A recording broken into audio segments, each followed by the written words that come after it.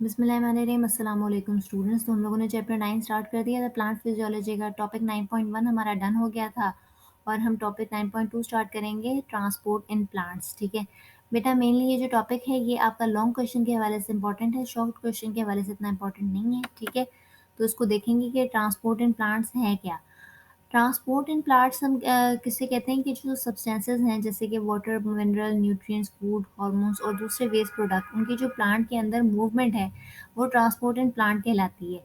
ये मूवमेंट किस लिए ज़रूरी है? सेल के प्रॉपर फंक्शनिंग के लिए इंपॉर्टेंट है, ग्रोथ के लिए, और जितने भी चेंजेस हो रहे हैं, एनवायरमेंटल चेंजेस हो रहे हैं, सर्दी आ रही है, गर्मी आ रही है, प्लांट उनको किस तरह से रिस्पॉन्ड करता है, इन तमाम फंक्शंस के लिए ये ट्रांसपोर्ट बड़ा इंपॉर्टेंट है। ठीक है, प्लांट जो है वाटर, मिनरल सॉल्ट को प्लस सॉइल से एब्जॉर्ब करता है और फिर उसे प्लांट के दूसरे पार्ट्स में ट्रांसपोर्ट कर देता है। इसी तरीके से जो लीफ के अंदर फूड प्रिपेयर होता है वो प्लांट के दूसरे पार्ट्स के अंदर ट्रांसपोर्ट हो जाता है। सही, ये तो ट्रांसपोर्ट इन प्लांट्स था।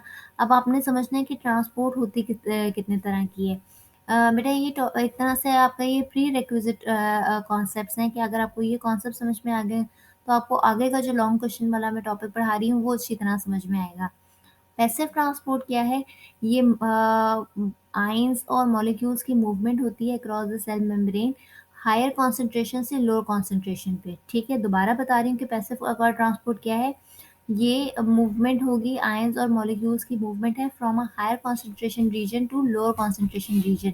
और क्योंकि ये जो मूवमेंट है ये हायर कॉन्सेंट्रेशन से लोअर कॉन्सेंट्रेशन है तो आपको इसमें एनर्जी रिक्वायर्ड नहीं होगी।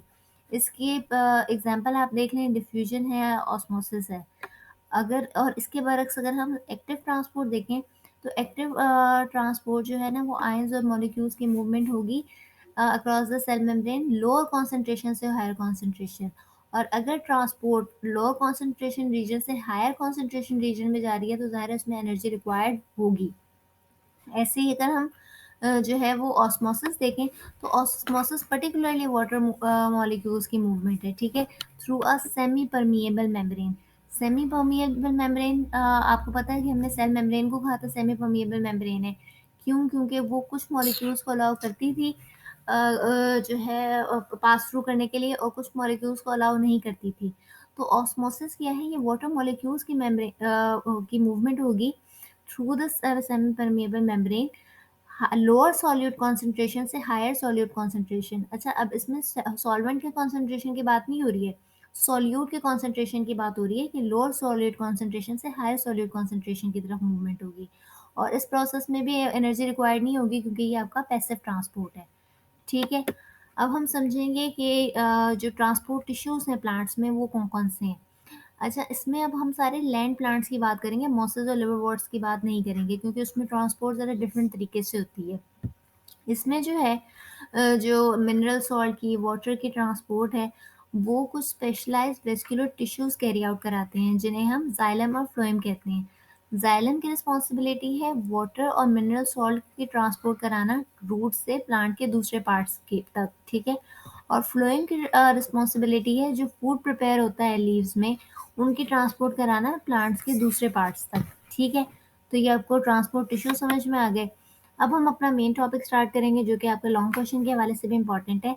सबसे पहले हम रूट्स का इंटरनल स्ट्रक्चर समझेंगे कि वो किस तरह से जो है ये एब्जॉर्प्शन कैरी आउट कराता है। ठीक है सॉरी, रूट्स जो है वो ऑर्गन्स हैं जिनका हम जानते हैं कि जो वाटर और मिनरल सॉल्ट के एब्जॉर्प्शन कराते हैं सॉइल से। इसका इंटरनल स्ट्रक्चर में कुछ स्पेशल फीचर्स हैं जो उसको ये फंक्शन जो है ना कैरी आउट कराने में हेल्प करवाते हैं। ठीक है, इसकी आउटर मोस्ट कवरिंग एपिडर्मिस कहलाती है जो कि सिंगल लेयर ऑफ सेल से मिलकर बनी है। ठीक है, बहुत सारे एपिडर्मल सेल्स में टाइनी हेयर लाइक एक्सटेंशंस होती हैं जिन्हें हम रूट हेयर्स कहते हैं, और ये सॉइल्स के दरमियान जो स्पेसेस होती हैं ना वहाँ ग्रो करती हैं। ठीक है, ये जो रूट हेयर्स हैं ये के साथ डायरेक्ट कांटेक्ट में होते हैं और ये एब्जॉर्प्शन के लिए भी जो है लार्जर सरफेस एरिया प्रोवाइड कर रहे होते हैं।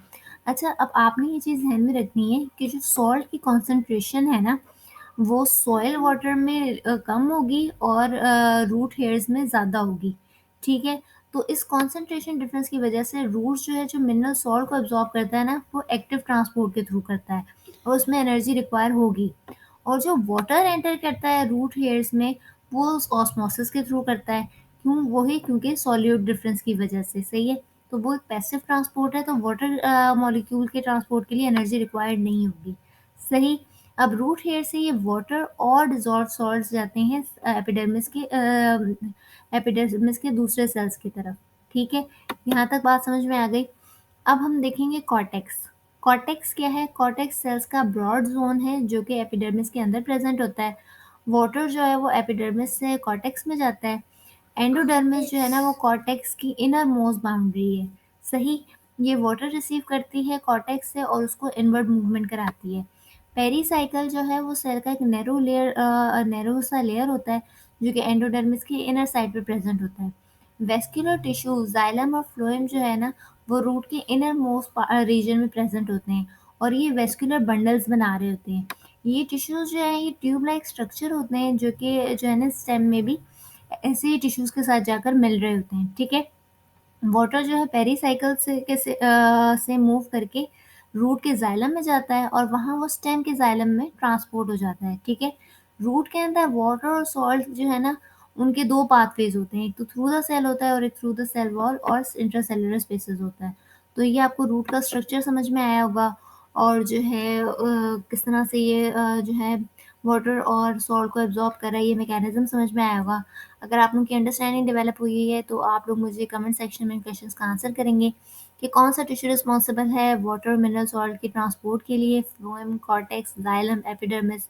और वाटर जो है वो रूट हेयर में जो एंटर करता है फ्रॉम द सॉइल। वाटर जो एंटर करता है वो कैसे एंटर करता है? एक्टिव ट्रांसपोर्ट के थ्रू, डिफ्यूजन के थ्रू, ट्रांसपायरेशन के थ्रू और ऑस्मोसिस के थ्रू।